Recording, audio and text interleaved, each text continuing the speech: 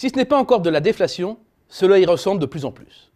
En décembre dernier, les prix à la consommation dans la zone euro ont reculé de 0,2%. Excepté la courte parenthèse allant de l'été à l'automne 2009, jamais la progression de l'inflation n'a été aussi faible depuis la création de l'euro. Et ce panorama d'ensemble a du sens, car tous les pays sont pris dans le même mouvement. Parmi les 6 économies majeures euro-hollandaises, il ne reste plus qu'un mince filet d'inflation en Allemagne et en France, plus 0,1%. Elle est déjà légèrement négative aux Pays-Bas, en Italie et en Belgique, et s'enfonce encore plus loin en Espagne, moins 1,1%. Tout pousse donc à poser le diagnostic d'une zone euro flirtant avec le point de non-retour de la déflation. Pourtant, le décryptage des chiffres de l'inflation est rendu délicat car la baisse actuelle des prix est le produit de plusieurs facteurs dont tous ne sont pas négatifs. Depuis plusieurs mois maintenant, les prix du pétrole sont en chute libre. Exprimés en euros, les cours sont passés de près de 85 € le baril à peine plus de 40 aujourd'hui.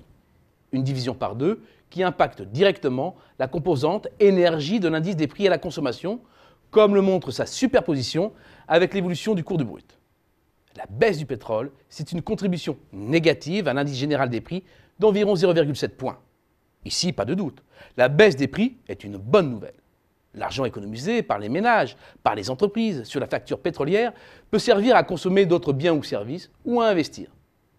Mais il y a aussi une autre tendance, celle d'une pression générale très forte sur tous les biens manufacturés consommés. Les prix sont là aussi sévèrement en baisse, moins 1,8%. Hormis la parenthèse de récession historique, jamais ils n'ont été aussi bas. Et là, il n'est plus question d'exploitation de nouveaux gisements pétroliers ou de hausse de la productivité. Non, le recul des prix est ici la conséquence de la faiblesse des ventes, de carnets de commandes vides qui poussent toutes les entreprises de l'amont à l'aval à baisser leurs tarifs afin d'essayer de toucher une plus large clientèle. La faible demande est ici la cause de la déflation. Mais la désinflation importée est là encore moins un facteur d'aggravation qu'un début de solution puisqu'elle redonne un peu de carburant à la reprise.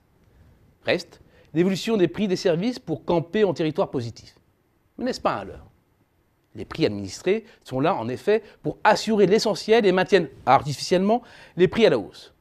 Dans de nombreux cas, on le sait, notamment dans les services B2B, la compétition entre entreprises devient toujours plus vive. Mais là encore, la baisse des coûts importés tend à desserrer les taux sur les marges.